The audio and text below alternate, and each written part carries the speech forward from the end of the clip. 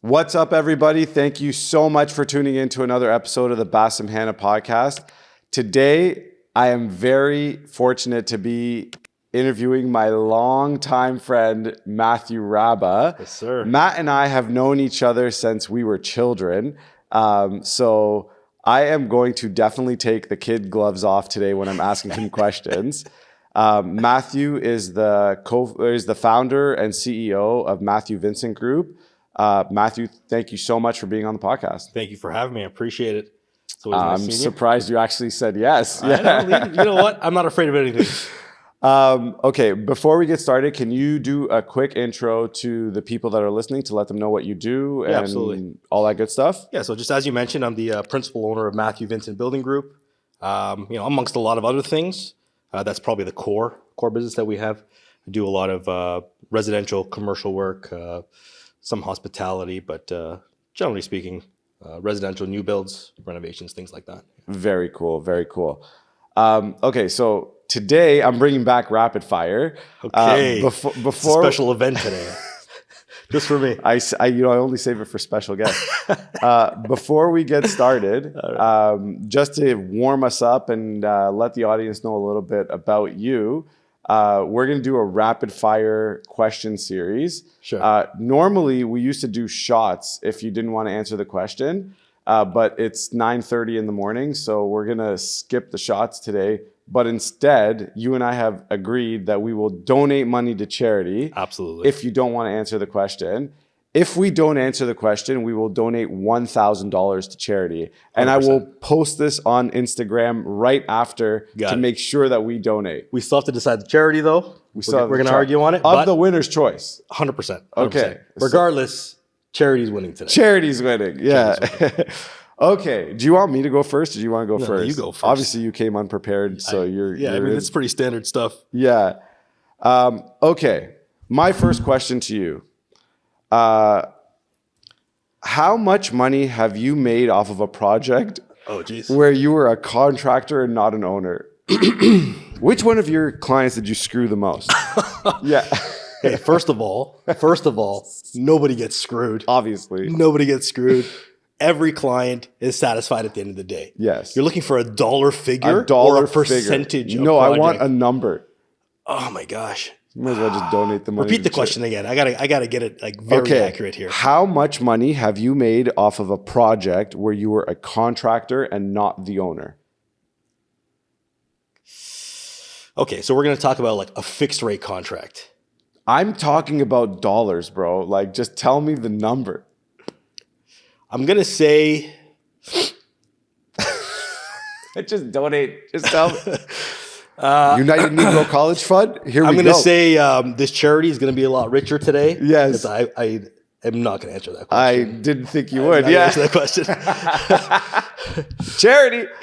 At the end of the day, depending on what kind of contract it is, it really all depends. But the reality is, customers are always happy at the end of the day. That's a good answer. That's a good answer. And charity wins.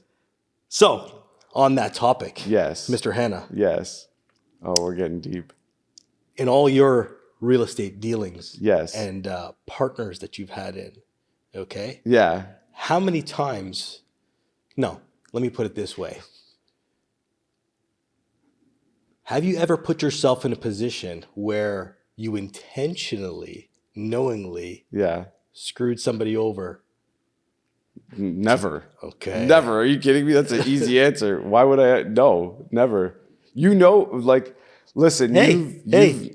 This is you're under oath here. I am under oath. I would never screw somebody. Like, that's not in my. I know it's not DNA. in your blood. Yeah. That's not in your DNA, but I would actually like go the opposite way. I would screw myself to make sure that somebody's happy. No doubt about that. Yes. That I'm with you 100%. Matt, you wasted a question there. I know, definitely. Okay. I'm getting warmed up. Come on. Yes. Second question. Why do you suck at golf? Coming from you, you think I wasted a question? Yeah. I mean, have you ever beat me in golf? That's the ultimate question. This has nothing between you and I. I actually have beat you in golf. Do you remember when you and Paul played me and Dan? Okay, no, I don't. You have all these little. You see, that's the That difference wasn't between me even and the you. question. You remember the little moment where you may have a small victory, but in the long scheme of things, something like that doesn't even matter to me. I will say you are the better golfer out of the two of us. There you go. You see, the truth comes out. Yes. So I will tell you, why do I suck at golf? Because I don't play enough golf is the reason. I played for a long time. I don't play enough. I play probably 5 to 7 times a year, which is not nearly enough to be. And you're on your phone the entire time. Pretty much. Listen, I'm making deals. Yeah. Making deals, making money. Making money off clients. Clients. Okay, your turn. Okay, so Mr. Hanna. Yes. Let me ask you this. On the topic of golf. Yes. Now, we all know the answer. We all know the answer that you cheat in golf. So that this is a given. I don't cheat. We know you do. We know you cheat in golf. I don't. The reality is, we have a golf tournament every year called Yes. T-Bach that we play with a bunch of guys, 24. And the question I'm going to ask you is, have you ever cheated at T-Bach specifically? I can honestly say I have never cheated at T-Bach. Wow. Hold on. Because there's also another You team. can't even determine that because half the time you're intoxicated, so you don't even know what you're doing. Okay, funny side story here. Matthew one year was a captain at T-Bach, and I may have had one or two drinks too many, and I passed out under a tree, and he was my team captain. Great stuff. He shook me awake. Yeah, Wake up! I have not cheated at T-Bach. Honestly, I don't care about the winning so much in T-Bach. I care about the camaraderie. So. You know what? That I can actually believe, considering the fact that you're so bad at golf, you have to actually get drunk. Why would I cheat? Yeah, exactly. Why would I cheat? Okay. You are one of 5 siblings, correct? That's correct. Which one of your siblings is your favorite? Oh, shit. In case they're all watching. They're all going to be watching. Man, I love them all for all different I reasons. need a name of one, or the charity is getting richer. I love all my siblings equally. There's no favorites. They each have their own specific attributes. Sounds like the charity's getting richer today. 1,000%. Okay, so there we go. That's $2,000 for the charity of my choosing. Done. Okay, go ahead. So on the topic of siblings and family. Yes. You have 2 children. I have 3 children. Sorry, 3 children. Yeah. God blessed you with another baby. Third. Yeah, exactly. Same with you, actually. Exactly. Yeah. Yeah. So, which one of your children is your favorite? Oh, and remember, you when see they your get older, they're going to come back. You see and your they're gonna see honor. this. I don't know. No, charity's richer. Charity's richer. I'm not answering that question. Okay, last question. Trump or Biden? Oh, wow. They both have excellent policies. Oh, here we go. We're getting another donation here. We're Canadian. Why are we talking about Trump or Biden right now? You keep skirting issues because you're donating to charity. I'm going to say Trump. Trump? I'm going to answer the question. I'm going to say Trump. Make America great again. Make America great again. I'm going to say Trump 100%. Okay. That's good. That's gonna. People will judge you. Yeah, 100%. Okay, last one for you, and then we're gonna get into it. Last one for me. Let's get into this right now. So,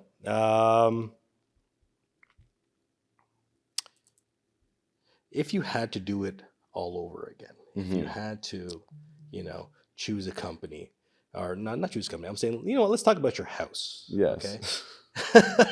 Let's talk about your house for a second. This is a man who came unprepared for this. Totally. Yes. Totally. 1,000%. This is what happens when you ask me to do a podcast on a Monday and it's a Thursday. Yeah. Okay. Yeah. Fair. Would you still choose this area? Would you still choose this type of build? Yeah. This architect? You've been through this progress. You've been through the whole thing. I have. Yeah. Would I choose this? No, I would not. I would. I love the area. I don't have no problem with the area. I actually think that the reason I love this area the most is my neighbors. I have a solid set of neighbors that really changed not changed, but like makes me want to live here. Yeah. We blew our brains on this house, man. We spent 4 years and a lot of money building this thing. We love it, and it's a great place to like host and entertain and all that good stuff. Marina and I we talk about this all the time. We would probably like rent and travel. Really? I mean, listen, like grass is always greener argument, because we're so blessed here. You know what? Actually, I take that back. I love this. I love our architect. I would not change our architect. I would definitely not change our builder. I would like definitely not change your builder. Yeah, he was not really me, good. by the way. It wasn't Matt, but somebody you work with closely. Very like a brother. Yeah. Pure shout outs to Pure Building Group and Justin. Unbelievable, Justin. You're my hero. I wouldn't. But there are moments where I like. It's a lot. Building a house is not easy. Going through the process, especially a house like this. It's painful. And what you have to deal with, and how it is. It's it's painful, but it's worth it. And our kids tell us all the time. 100%. They're like, "Mom, Dad, we're never leaving here, right?" I'm like, maybe yes, maybe no. You know what I find with the kids? They're so young. They don't actually realize what it is and what they have. Yeah. Right until they go to somebody else's house and they go to somebody else's parents or whatever car they drive. This is the normal for them, which is really hard to like bring them down to reality of what life is and how you actually got here and what it took. Right? It's really difficult. You know what? This is a good transition into the real podcast that we're going into. I want to talk about your childhood. You have a very unique childhood. Yeah. For those that don't know, do you mind if I share this? Yes, you can. Okay. Yeah. Matthew is a part of the Rabba family. Yep. And you grew up in a incredibly entrepreneurial family. Yeah. Your parents have achieved an immense amount of success, well deserved, because I know your mom and dad, and they are the hardest working people I've ever met in my life. No doubt. Tell me how that is. Like, tell the story and tell me how it is. Oh, the story. So my dad, that's if you got a whole week, I couldn't tell you about my dad. Yeah, that's how unbelievable he's a legend. My dad and his family came over here in the 70s. Again, same immigrant story. Couldn't scrape together 2 pennies. Worked hard. Midnight shifts, double shifts. He came as a teenager. He still went to high school here. Mm-hmm. He later then brought my mom, and they got married when they were younger. But when they came here, him and his brothers, they were working at a convenience store. Saved enough money, ended up buying a franchise of that convenience store. Right. Saved enough money, bought a second one. Eventually they said, you know what? Let's try and do something ourselves. They ended up opening their own convenience store, which wasn't called Rabba at the time. It was actually called Variety Food Fair. So smaller convenience store. Right.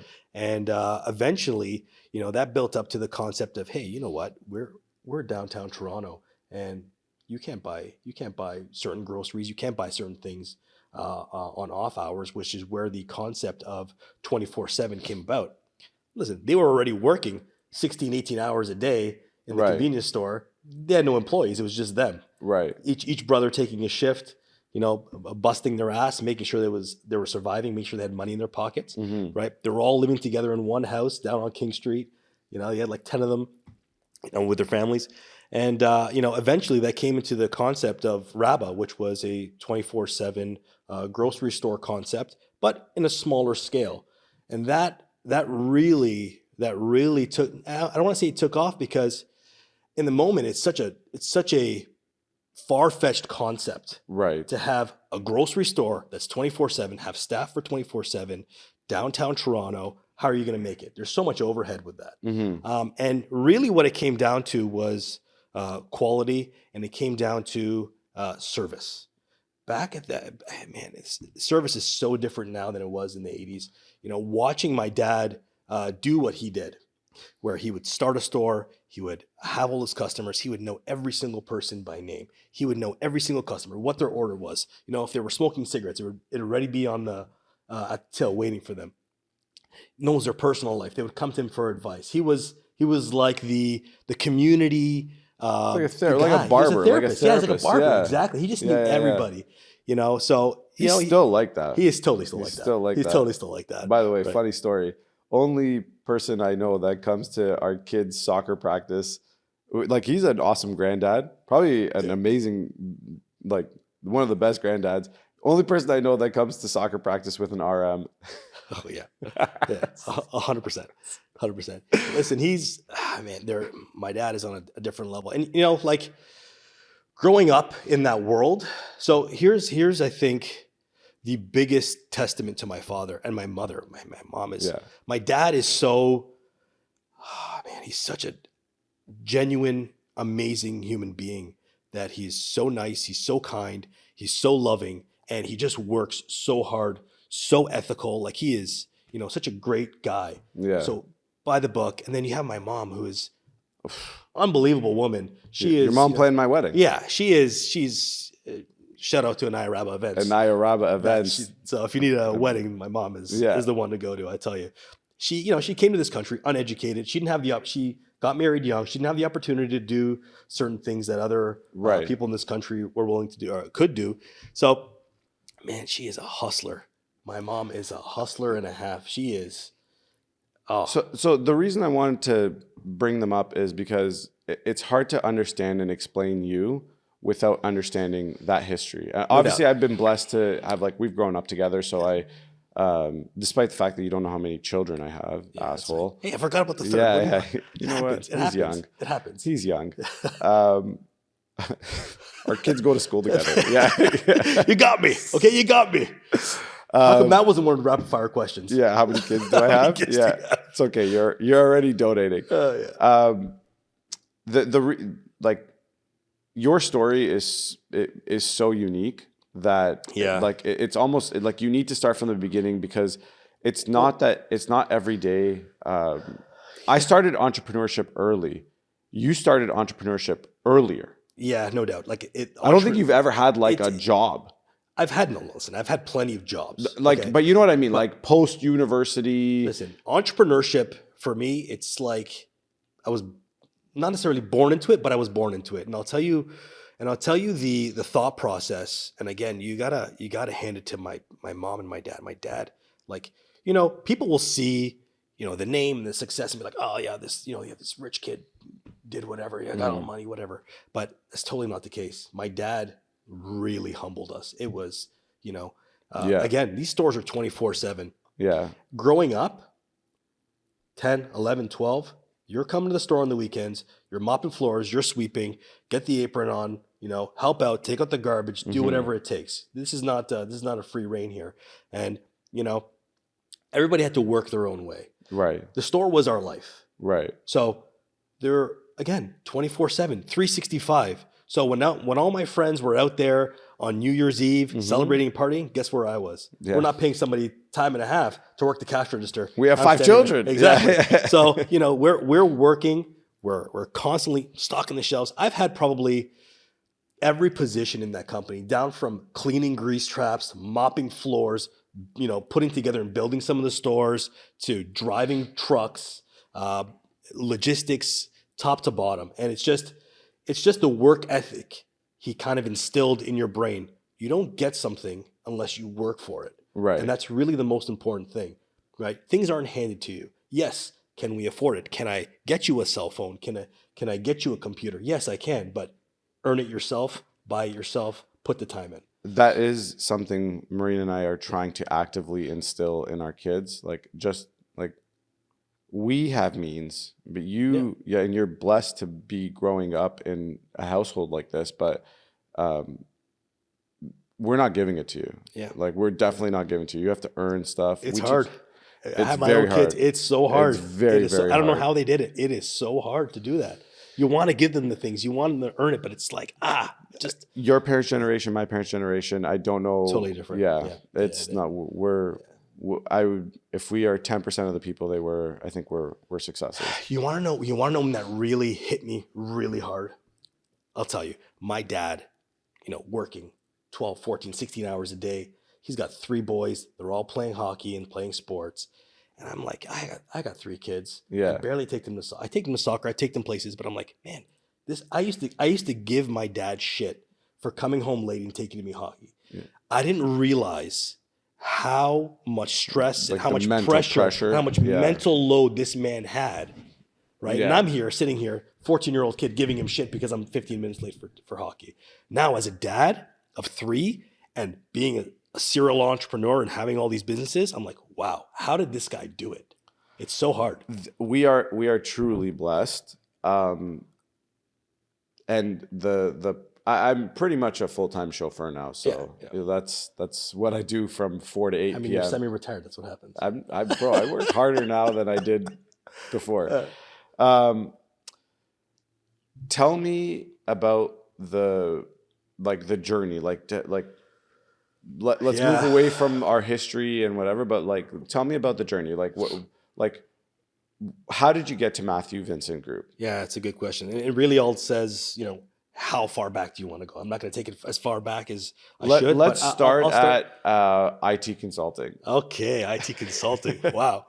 So unfortunately, I know your history, so I can. Okay. So let's get something out there. I've done a lot of things in my life. Yes. I'm so well versed. It's anybody that comes to me for a question, people call me Google because they always come to me with questions. I always have the answers. I've done a lot of things. Okay, so we're gonna start with. I'm assuming you're talking about the data centers and IT, which is we'll get into. When we were in university, right? Very close to the end of university. Just the end of the university. So I went to U of T and then I ended up at Ryerson, finished off over there for IT. I ended up working for an engineering firm that was designing and building data centers, server rooms. Mm-hmm. And, I got taken on and I was, I guess, as a project management role. We would take on projects. We were IBM business consultants. Mm-hmm. So what would happen is IBM would go out and they would tag a large client, let's say Loblaws, for instance, or anybody, right? That would need to build a data center for their own facilities. So IBM would take the contract, they would subcontract it to us, we would do all the design, we would do all the project management, and they would basically stamp and put, this is an IBM project, right? So you go IT consulting, what's next? IT consulting, after IT consulting, we're talking about, in that reign, I saw a niche market in that world, so I ended up developing my own product. Mm-hmm. So, a server room is like a big room, and they got a bunch of computers and stuff, and cooling and air conditioning, so I'm like, this is such a wasteful thing. Mm-hmm. I decided to build a unit myself. I said, you know what? I'm going to contain this. I'm going to come up with a super cool concept. I built it, I physically built it myself, put it all together. Right. And then, I caught the attention of a lot of big companies. TD Bank, I sold some banks and some doctors and things like that. And then, around, I'm going to say 2015, what happened was the world of cloud computing just appeared. Right. Google, Amazon, these mega data centers where they were building like 1 million square foot data centers. And then small to medium companies are like, well, why would I put a little server room in my office when I could just rent it from Google or rent it from Amazon? Right. Right. So I'm like, oh, geez, that business started to tank really bad. So the sting of failure. Big time. So not only that, with that unit that I built, I actually at one point had a purchase order for one of the major banks in Canada for like 100 units across the branches. And around that time of 2015, they changed their model. The CIO that gave me the PO actually got fired, and I lost the entire PO. I was supposed to build 100 units for them. I ended up, purchasing materials for 2 or 3. I ended up losing about $300,000-$400,000 between that unit, the patents and the materials that I bought. I was going for trademarks and stuff like that, but didn't actually end up. I didn't pursue it afterwards because didn't know that. Yeah. Damn. Yeah. It hurt, right? Yeah. And so that product, I don't want to say it was a failure because I sold a few units. They're still operational. Those things failures. They're all learning lessons. For sure. It's an entrepreneurial podcast. That word is out of our 100%. And it's like, you have this thing, you babied this, you created this thing, you work so hard, you put in, 18 hours a day building it, selling it, you're everything. Mm-hmm. You're the salesman, you're the producer, you're the, the IT guy, you're the production guy, you're everything. Right. So you work so hard to get to this point, and it's like, okay, well, not only did you lose the PO, but the entire industry changed. Your business is the entire business changed. Yeah. Right. The existence of small to medium server rooms disappeared. So you go from that. You leave IT? I leave IT. I'm backing off IT, and I'm like, what am I going to do? I got to figure it out. So around this time, my brother and my mother were both kind of doing renovations at their house. Mm-hmm. So growing up, renovations with my mom, I got to see it firsthand, of renovations with my mom. So she was constantly... Just don't mess with Anaya Rabba. Yeah. That is the general theme of the podcast. Yeah. I was like, she would renovate a room, or she would do a basement, she would do a washroom, and it's always... she does it in stages, and she wants to get the best deal, and she wants to hire the best, best guys for the cheapest price, and she's negotiating. She's going direct to suppliers. She will wheel and deal, and she will get that price down to what she thinks it should be. Flashbacks of our 100% of our wedding planning. 100%. Yeah. So in that, a lot of the things that I was doing was, we hired these guys. Matthew, the electricians are at the house. 15-year-old Matthew, go watch them, see what they're doing. Yeah. So I was exposed to all this construction and renovation without realizing how much I was actually learning. Right. So I would be a pest. Right. I would stand there, the painter's painting. I put my sweater up against the wall. I ruin a sweater. It's full of paint. I do it 3 more times. And the painter's like, come on, man, I got to repaint this wall now. Electrician, hey, where's that wire go? What are you doing? What's that red wire do? What are you doing over there? Right. So I was just a pest. I was asking all these questions. There's no way they were not efficient when I was there. I would ask so many questions, and I would just absorb everything, not realizing that eventually one day this is the industry I would fall into, and how much I've learned kind of really goes with the daily operations of what it is. So after the IT company, after the data centers, again, my mother and my brother were renovating, and my brother hired a GC, and he's like, "Oh yeah, I gave this guy this much money," and I'm like, "Okay, cool." Like, which brother? Juris. Oh, okay. Yeah, so Juris is and it's like, "Yeah, we gave him this much money. I need you to help." I was kind of slower, and you got to remember, I'm used to the commercial project management, like big commercial. So working for multi-million-dollar companies, we had contracts with TELUS and Rogers and Bell. Right. So I'd be traveling all over Canada, and my version of construction and project management was, you got to do all this paperwork. You want to do work on this site, you got to fill 30 documents, and where are you going to be at this time, and what's your mitigation plan? So that's the construction that I'm used to, the project management that I'm used to. Then I'm like, hey, where's your contract for this renovation? Where's your budget? Where's your pricing? How much money have you drawn? Like, what's completed? And he's like, oh, I don't know. I'm like, I just gave him this much. I'm like, what do you mean? Like, you just give somebody willingly money and not knowing exactly where it went? Yeah, well, he's going to do this, he's going to do that, but you got to see the progress. Right. So that kind of triggered my brain to say, okay, well, I'm going to start asking people around, like, hey, do you have a GC that you use? Do you have a general contractor that you use? And, it's funny. Anybody you ask, even till now, anybody you ask, generally speaking, they have a story about a general contractor. Yeah. And generally, it's not a good one. It's always a horror story. Oh, this guy screwed me over here. This guy did that. This guy did this. And it's like, okay, I'm like, well, there's all these bad contractors. How hard could it be for me to be an easy one? Right. Like a good one. Right. Right. And then around that time, I was helping my brother out, not really full time. He still had the other GC. And then our good friend here that built your house, Justin, calls me. He says, hey, he's like, I know you're not too busy. I need some help.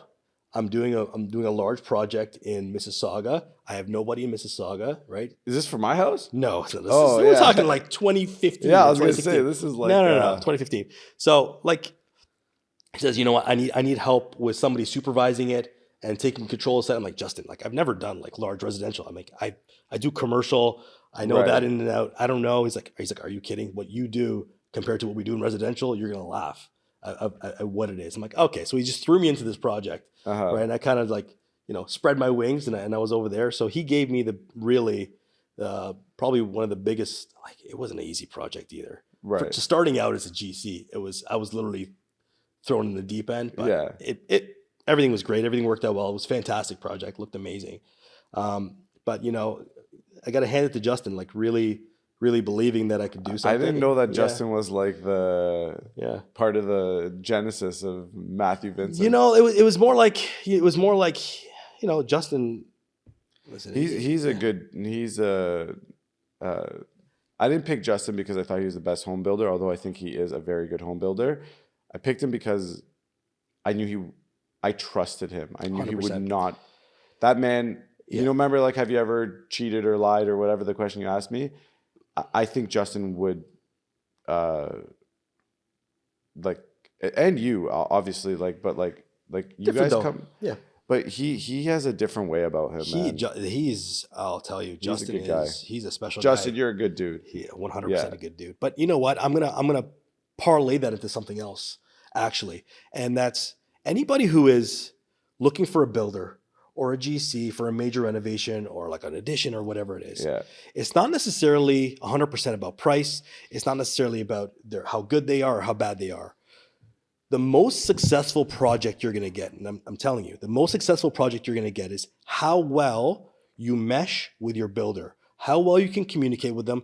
Are you on the same plane in terms of mentality, how you want things? Because you can hire the best builder in the world, but if he doesn't see eye to eye with the client, or the way they talk or the way they communicate is always butting heads or whatever it may be, whatever scenario that they have that causes some type of tension, it's not the way to go. It's true. You want somebody that's going to be in a relationship with you, sees this as growing together and having, the same mentality across the board. And that's more important than budget or anything else, because trades are trades, especially in the city of the GTA. Yeah.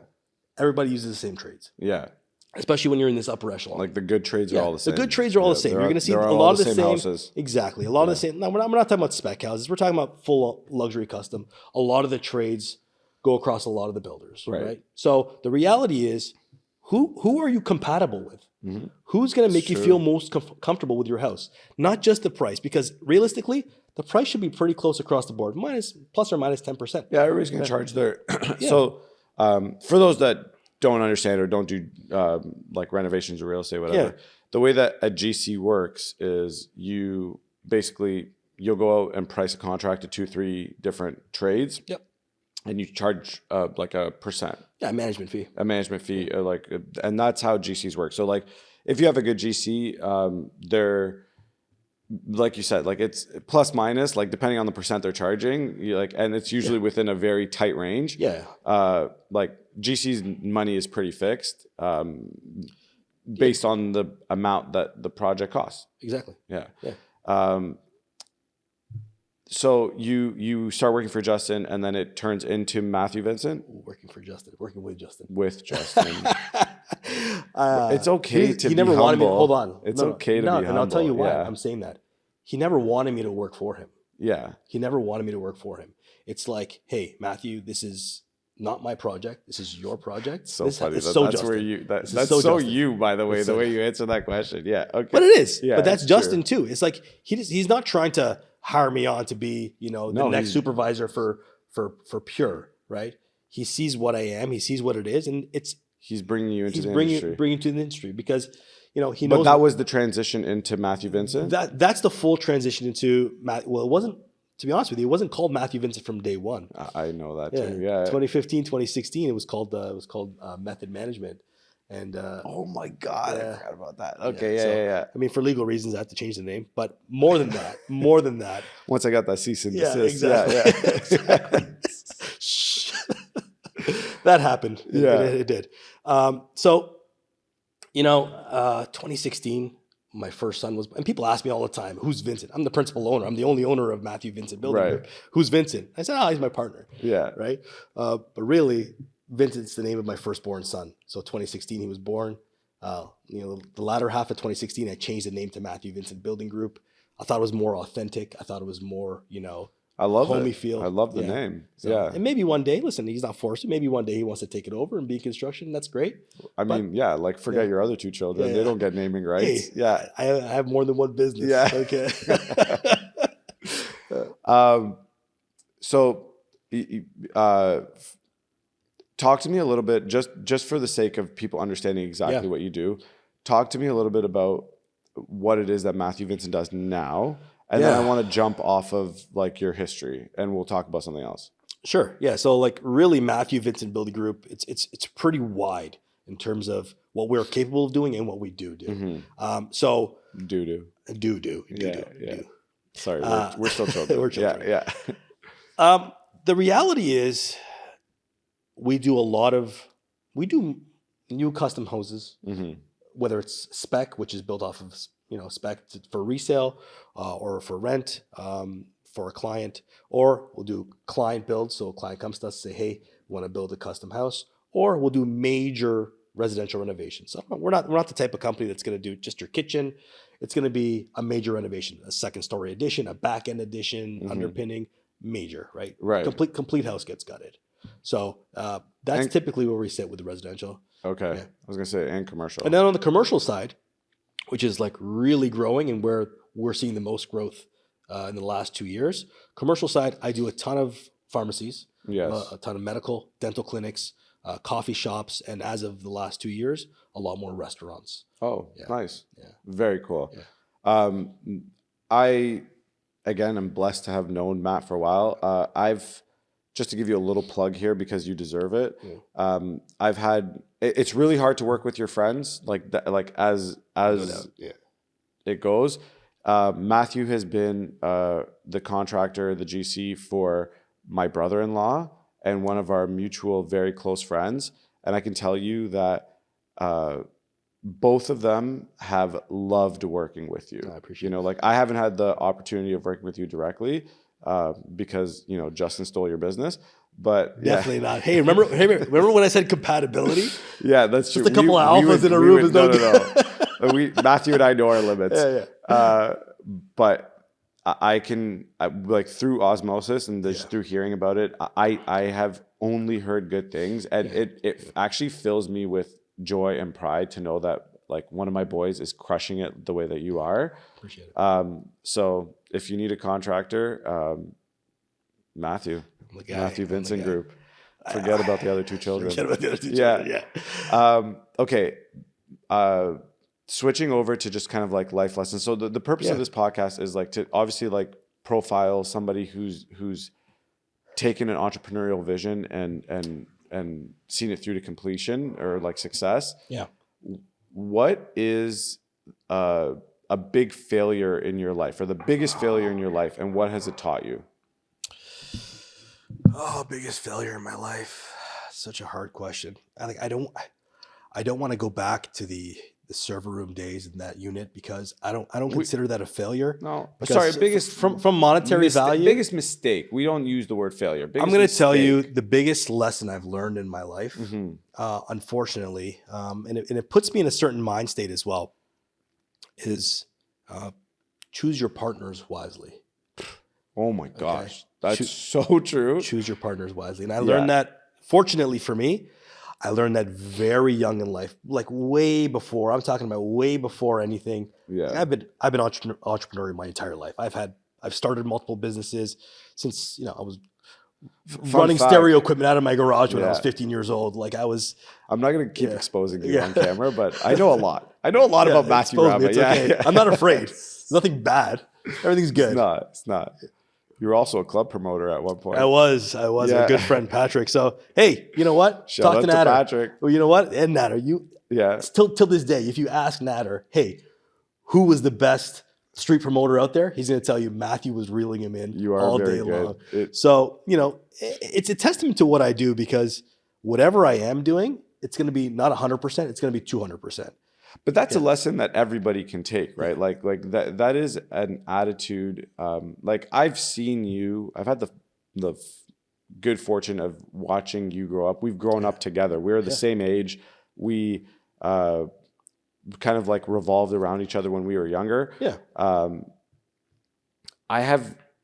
You have an attitude. Actually, every member of your family has this attitude. So it clearly comes from a good upbringing. Yeah.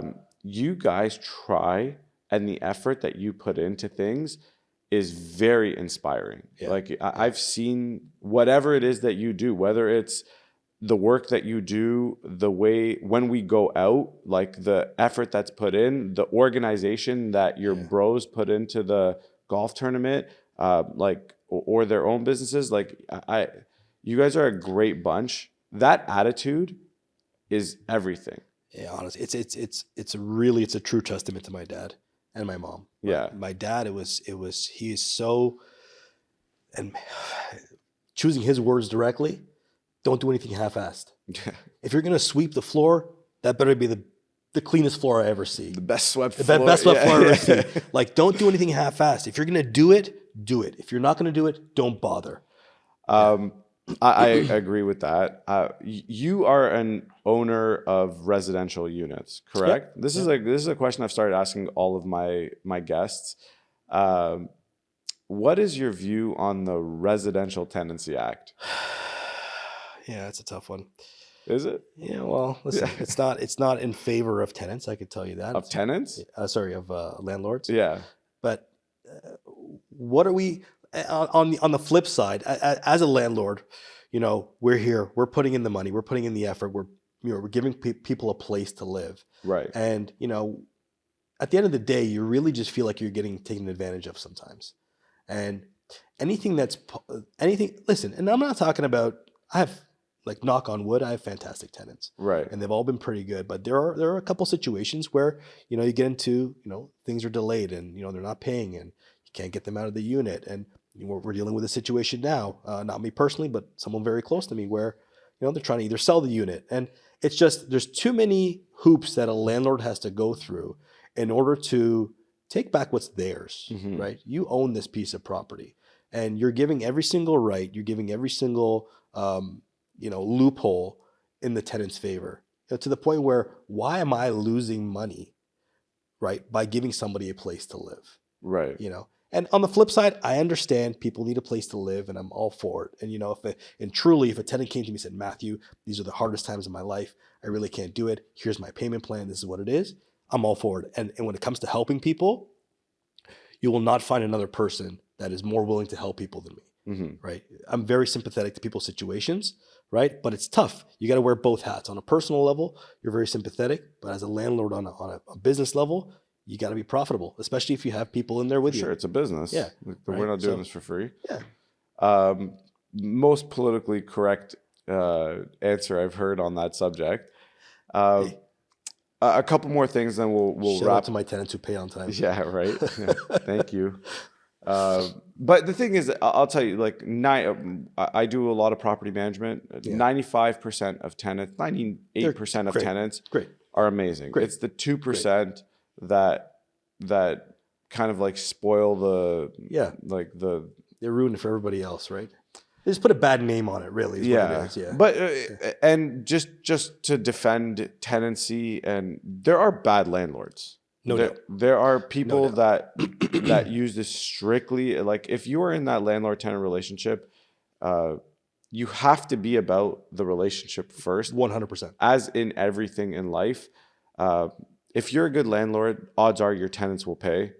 Typically. And if they can't, they will.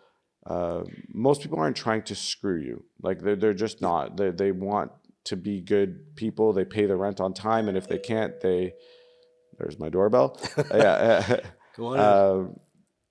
Sure. And if they can't, they'll make efforts to not. But it's those situations where it becomes like where people are knowingly and willingly taking advantage of the system, that it becomes painful. 100%. And in those situations, there is no recourse for the landlord. That's the biggest problem, right? We know that's the biggest problem. And like, to your point, if you are a landlord, and I'm not saying this is 100% bulletproof, but listen, if something's wrong, the washing machine's broken, or something electrically's got to get fixed, or there's something, and you're staying on top of it, and you're taking care of your tenants, and they're going to be respectful of you most of the time. 100%. Right? But when it comes down to, hey, my stove is broken, and you're saying, screw you, I'm not going to fix it, go fix it yourself. That's where that tension comes, right? Well, I'm going to take $200 off your rent next month because you didn't fix this. And then that's where the issues arise, I find, at least, right? I mean, and there's there's different stories for different people. It's just like, when the rules don't allow you to to like enforce, it's not balanced whatsoever. It's not fun. It's very one-sided, and it's very difficult. Well, and a lot of the times it could be discouraging as a landlord, but and we're not trying to discourage landlords right now, because I think I think we both agree that real estate is. That was my next question is, like, where do you invest your money? Like, what do you do with your capital? Yeah. If there's anything left. Yeah. Yes. Yeah.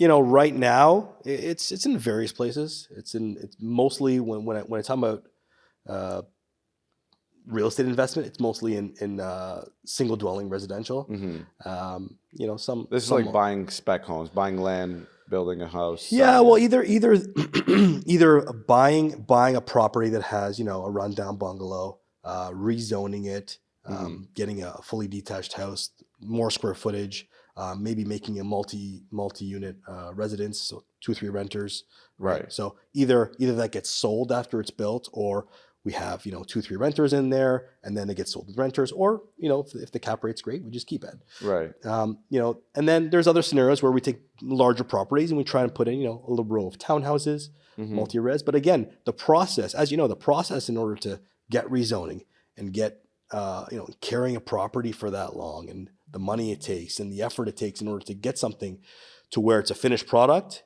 it takes years. Oh, yes. And a lot of investment, right? A lot of brain cells, to be honest with you. Yeah.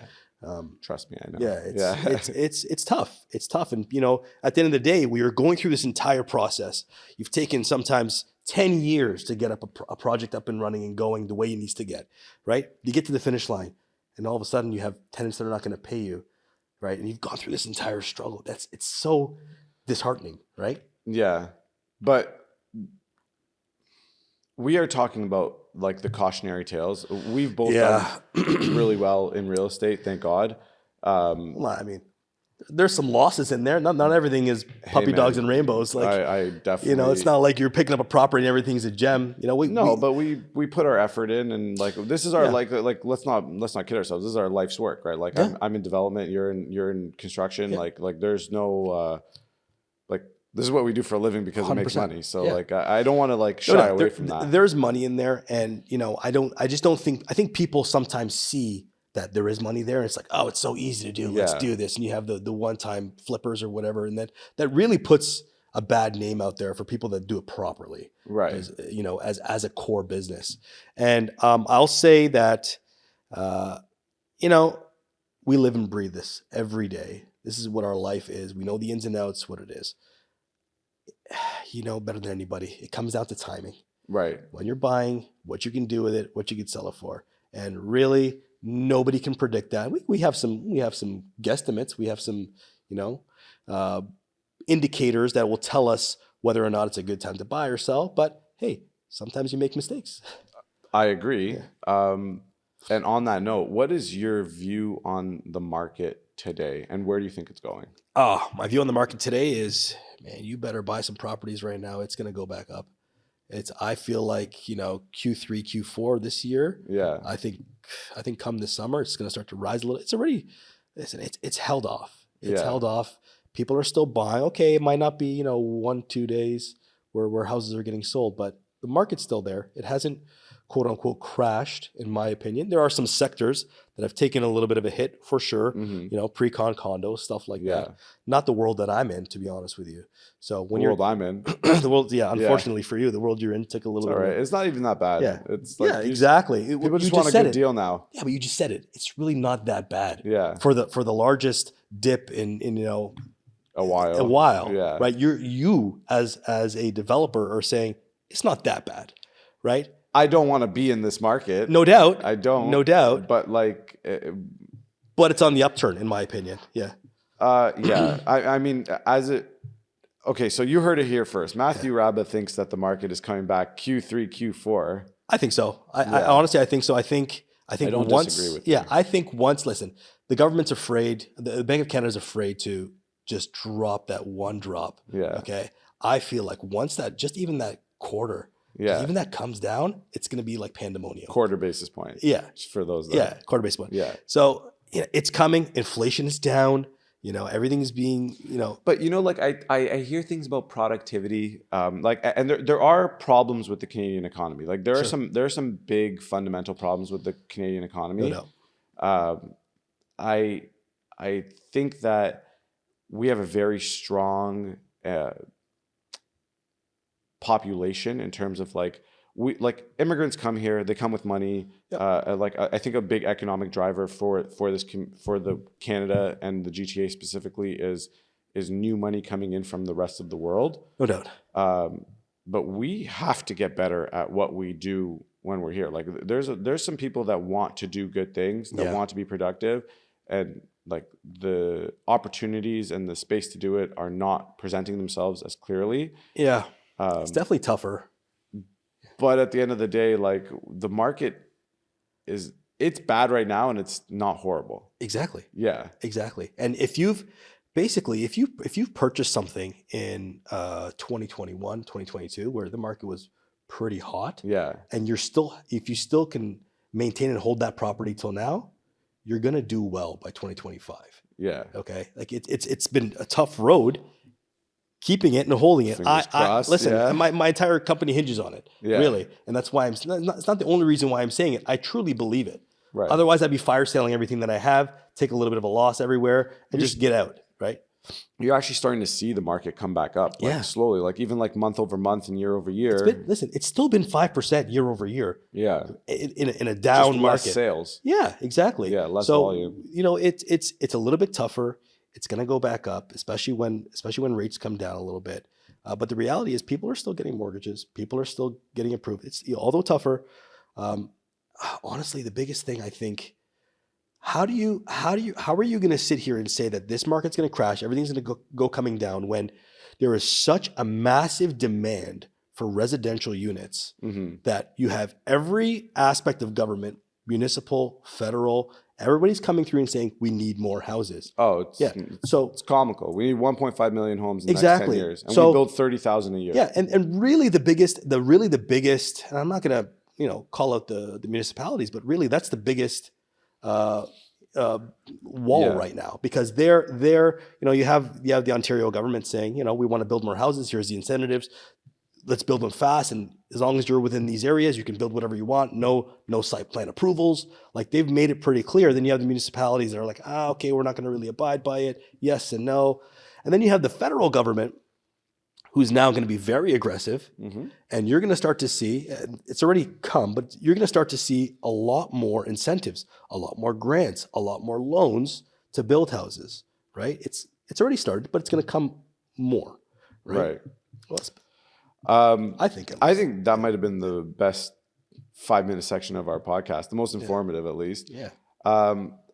Before I let you go, parting words or advice for people that see this and they're like, you know what, like I resonate with Matt, I want to follow in his footsteps.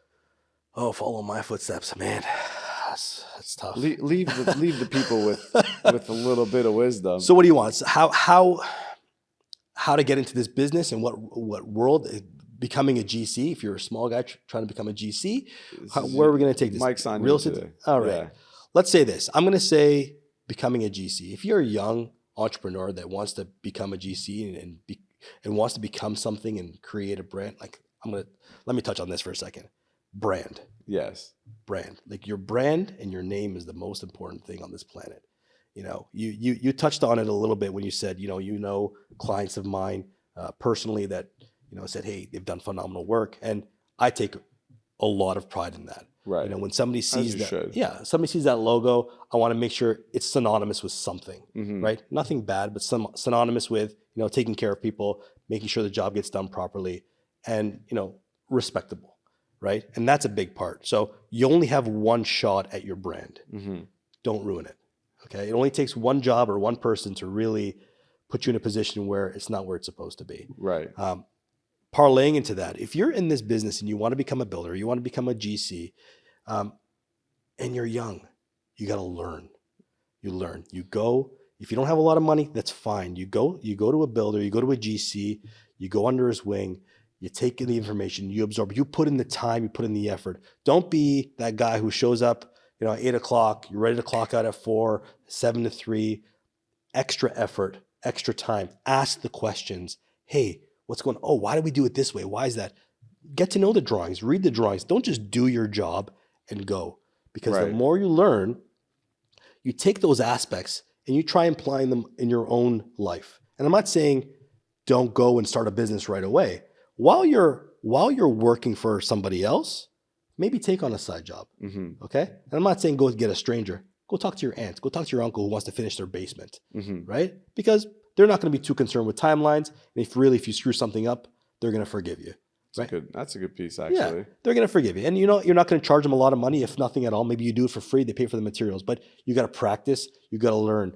You got to know the feeling of what it takes to deal with a client, get everything ordered, get everything scheduled. In order for you to do that, you want to do that somewhere where, not that it doesn't matter, where it's not going to affect your name and your brand.